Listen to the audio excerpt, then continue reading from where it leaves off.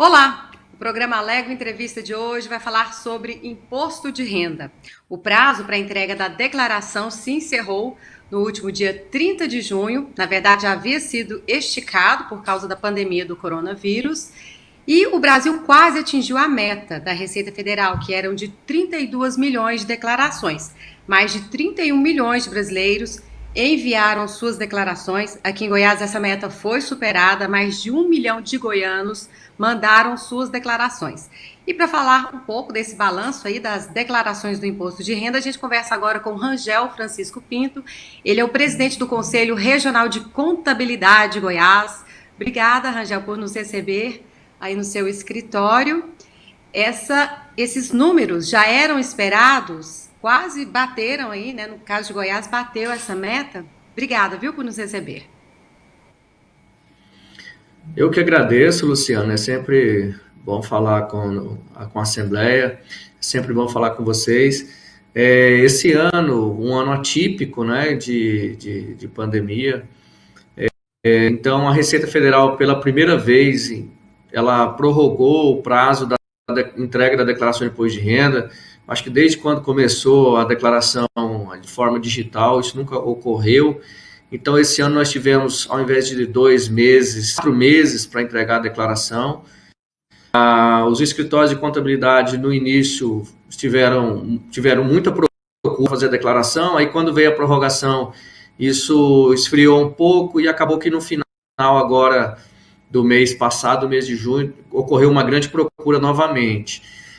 Talvez, pelo fato de ter prorrogado esse prazo, fez com que Goiás conseguisse manter, né, superar a meta de mais de 1 milhão de declarações que eram previstas pela Receita Federal aqui de Goiás. A gente sabe que cada estado está sofrendo com a crise, com a pandemia, né, de uma forma diferente, então cada estado teve uma particularidade na entrega. Goiás, graças a Deus, a gente conseguiu, não teve grandes problemas ainda, né? Mas conseguimos entregar as declarações a contento e acima da meta. Presidente, a gente sabe que para quem não conseguiu entregar a declaração, né, dentro do prazo, tem que pagar multa, né? Essa multa vai de 165 mínimo até 20% do valor, no caso, retido. Ainda dá tempo de mandar? Como é que fica essa situação para quem não conseguiu enviar? Bom, quem não entregou a declaração ainda pode entregar agora fora do prazo, né? Aliás, tem que entregar. O fato de não entregar a declaração e ser obrigado estar entre uma daquelas condições de ser obrigado a entregar fará com que você tenha o CPF suspenso no final do ano. E com 2 anos de não entrega, o seu CPF pode ser cancelado. Isso acontece frequentemente aqui, sempre alguém procura aqui o escritório com CPF cancelado ou suspenso, principalmente os mais idosos, os aposentados, que às vezes acham que não precisa declarar, e todo mundo tem que declarar, não tem idade, e deixam de entregar e acabam tendo o CPF cancelado e bloqueia até a aposentadoria ou qualquer outro benefício. Então, todos, mesmo que não entregaram, tem que fazer a entrega para não ter esses problemas. Quem entregar agora, depois do prazo, tem que pagar a multa. Assim que você entregar, ele vai gerar uma multa, como você falou, no mínimo de R$ 165, ou um valor, 1% do valor do imposto devido ao mês de atraso, até o limite de 20%. Então, o ideal é que entregue logo, porque cada mês que passa aumenta mais o valor dessa multa. Rangel, além do prazo, né, que foi esticado por causa da pandemia do coronavírus, o prazo de pagamento também mudou, né? Antes eram mais lotes, agora são menos lotes, né? Como é que ficou essa restituição? Desse ano, essa particularidade, né, a Receita antes pagava com 7 lotes, né, a declaração, pagava todo dia 15, começava no mês de junho, pagava a primeira 15 de junho, a segunda 15 de julho, 15 de agosto e assim vai, até o final do ano, até dezembro. Esse ano, com essa mudança, reduziram para 5 lotes, né? É uma boa notícia, porque eles vão pagar mais rápido, né? Essa decisão foi tomada antes da pandemia, né? Não se falava em pandemia quando tomou essa decisão, e também o pagamento ele passou do dia 15 para o último dia do mês. Então, eles anteciparam 15 dias, já pagaram o primeiro lote no dia 30/6. Então, quem fez a declaração logo no início, já recebeu a restituição no primeiro lote, agora dia 30/6. Dia 30/7 agora vem o segundo lote. Quem entrou primeiro, recebe primeiro. Quem é aposentado tem os benefícios de receber com antecedência. Então, mesmo que entregou no final aí e tem aposentadoria, recebeu no primeiro lote. É claro que o governo ele paga de acordo com o que ele tem dinheiro, né? Se ele tem dinheiro para pagar 1.000 restituições, ele paga. Se ele não tem, ele paga 500, paga 400. Então, conforme vai entrando o dinheiro para o governo, ele vai pagando, com a preferência dos aposentados e depois de quem entregou primeiro. E 10 dias antes do dinheiro entrar, então, você pode fazer a consulta para saber se você está no lote ou não. No caso de dúvida, se a pessoa tem direito àquele mês, à restituição, ela pode consultar no site, né, da Receita Federal, é isso? Isso, 10 dias antes de pagar a restituição, a Receita Federal libera no site a possibilidade de você fazer a consulta, né? Então, você pode fazer a consulta direto no site sem nenhuma senha, basta entrar lá, informar o seu CPF e a sua data de nascimento e pode fazer a consulta de todos os lotes dos últimos 5 anos. Existe também uma consulta via portal ECAC, que é uma consulta mais completa. Essa é mais importante para quem caiu na malha fina, para poder fazer a consulta. Se a sua restituição está demorando a entrar, existe a possibilidade de você entrar no ECAC e descobrir se teve algum erro, porque a malha fina ela pode ser por erro também. E você tem a possibilidade de corrigir esse erro e tal nos próximos lotes. Rangel, outra dúvida aqui. Quem é obrigado a declarar, né? No caso que a gente tem algumas informações, quem ganhou mais de R$ 28.559 em 2019, mas também tem outras regras aqui. No caso, quem ganhou mais de R$ 40.000, vamos supor uma herança, um prêmio, né? Tem também que declarar, né? Essas pessoas, né? Me falam quem deve declarar e quem não precisa declarar. Muito bem, eu vou começar com quem não precisa, tá? Porque muita gente tem dúvida até hoje de ter que entregar a declaração isento. E isso não é uma verdade. A declaração de isento acabou em 2009. Então, quem não está na obrigatoriedade não precisa declarar. Não existe mais a declaração de isento. Aquelas pessoas ao qual em 2019 tiveram um rendimento tributável acima de R$ 28.559, elas passaram na condição de obrigados a declarar. Essa é uma delas. A outra condição é de que tem um rendimento isento superior a R$ 40.000. Rendimento isento, rendimento de poupança, de herança, todos esses tipos de rendimentos são isentos e eles têm que fazer a doação, são rendimentos ao qual se superar 40 mil tem que fazer a declaração. Quem tem bens superiores a R$ 300.000 em seu nome, independente se teve rendimento ou não, é obrigado a declarar. Quem teve rendimento de atividade rural... Né? A pessoa só tem uma casa, tem que declarar, mesmo que ela não tenha renda. Se tem uma casa... Isso, se tem uma casa onde na escritura consta mais de R$ 300.000, tem a obrigatoriedade de fazer a declaração. Se não fizer, entra naquela condição de que está com um débito de declaração. Aí quando entregar fora do prazo, o dia que descobrir, vai entregar fora do prazo e pagar multa, né? E também é obrigado aquele que teve rendimento rural acima de 220 mil aproximadamente. Quem teve qualquer tipo de compra ou venda de ações na Bolsa de Valores também tem que fazer a declaração.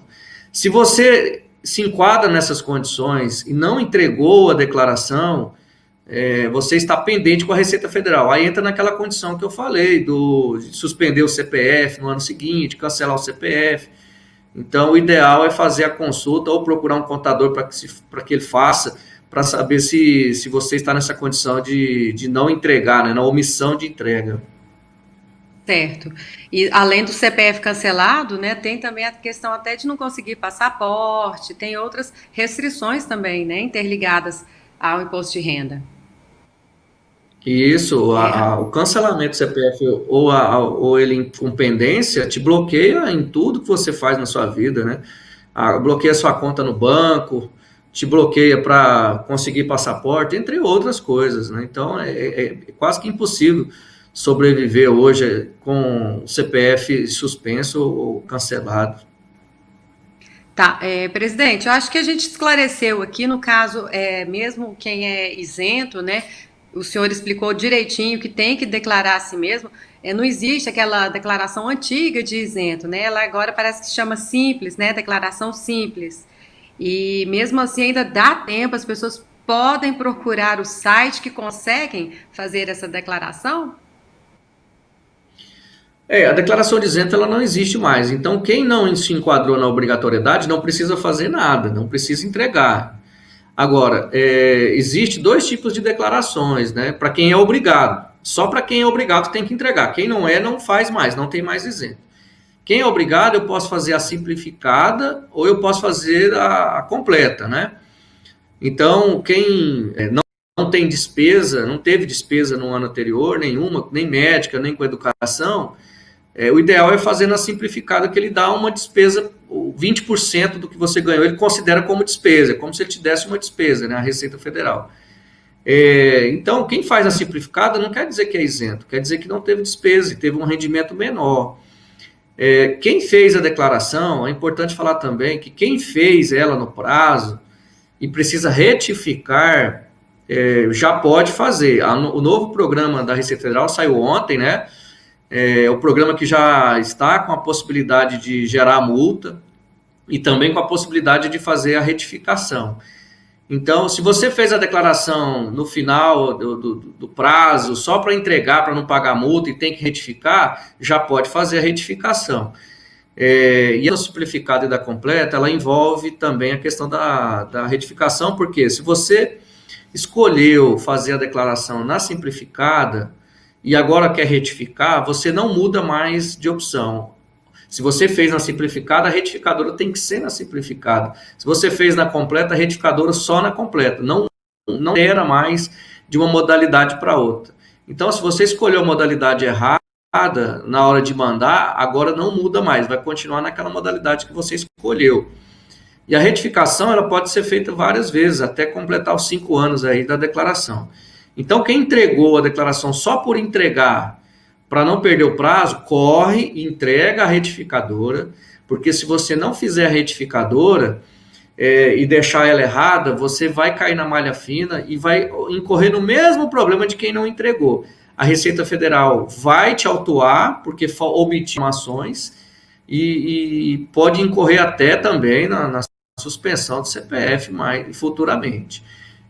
Então, já aconteceu de pessoas terem, contribuintes, de ter imposto a recolher, a restituir, manda zerado, não retifica, deixa o tempo passar, a Receita gera um auto de infração, e aí ao invés de você receber, você vai ter que pagar o imposto. Então é importante agora analisar, consultar todas as declarações já entregues para saber se ela entrou como processada na Receita Federal ou se ela está com pendência.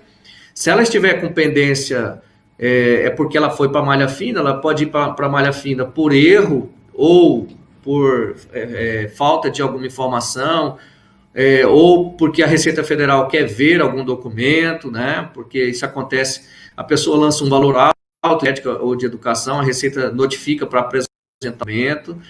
Então tem que aproveitar agora, correr para poder ver se caiu com pendência ou não, porque ainda dá tempo de retificar. Como eu disse, existe o ECAC, né, que é uma consulta mais profunda que o contribuinte pode fazer. Lá dá para ele saber se a declaração está processada ou se ela está com alguma pendência. Se tiver com alguma pendência, dá tempo de retificar e fazer com que a declaração fique correta. Quem recebeu a restituição, nos últimos, que o governo já pagou, é porque a declaração está ok. Então já entrou e já recebeu. Quem não recebeu pode ter alguma pendência. Além disso que o senhor falou, presidente, é bom lembrar que todos os documentos, as notas fiscais têm que ser verdadeiras, ou seja, elas têm que existir, porque pode também dar algum problema, né? Se a Receita te convocar para apresentação desses documentos, pode dar problema se não, né, existir esses documentos ou se forem falsos, não é? Exatamente. Os documentos têm que ser guardados por 5 anos. A Receita Federal, mesmo processando a declaração, ela pode te chamar para apresentar os documentos originais. Então, o ideal é guardar os documentos, caso ocorra alguma pendência ou a própria Receita Federal te convide a apresentá-los.